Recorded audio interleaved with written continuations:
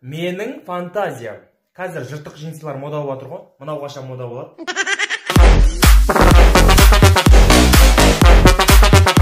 Бір күні оқушы сабақтан кешігіп, есікті рұқсатсыз кіріп кеткен ғой. Оны көрген мұғалім ашуланып, "Ей, әкең үйіңе қалай кіреді есіктен? Солай кір бар қайтадан" деген ғой.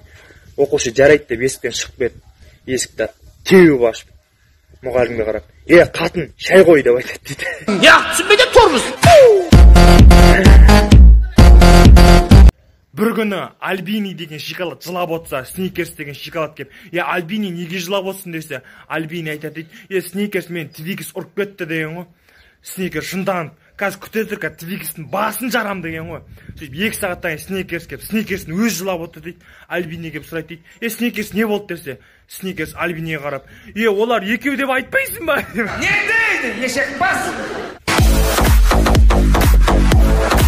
Бір күні біреу ешегінің үстіне мініп алып кетіп бардым ғой. Ешек тоқтай қалып, "Хозяин, ана жерде 100 теңге жатыр, алып алыңыз" деген ғой. Хозяин ешектен секіріп түсіп алып алғанда, ешектің кетіп бардым, ешектің басынан тартып қалған ғой. Ешек, "Не болды? Мен сені тасыйым, еще 100 теңге жатса да айтам, еще ұрасың да мен" десе. Хозяин дейді, "Тупой, 100 теңге емес, ол бутылканың крышкасы" деп. Бір күні ұлы отан соғысы болып жатқан ғой. Сөйтіп екі жақ берілмейді дейді, сөйтіп жаңағы екі жақ келіскен ғой. Жаңа сендердің аттарына біреуді атаймыз, сондай аты бар адамдар шығады, сол кезде соны атамыз деген ғой. Давай деп екі жақ келісіп, немістер Александр деген ғой. Орыстардың 10 Александр шыққан ғой.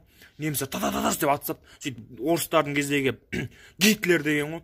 Немістерден 15 Гитлер шықты да, орыстар та-та-та деп атып атқан ғой. Сол кезден окопта бір қазақ ағамыз жатты дейді. "Құдай ай, Сәрсенбай демесе екен" деп айтады дейді.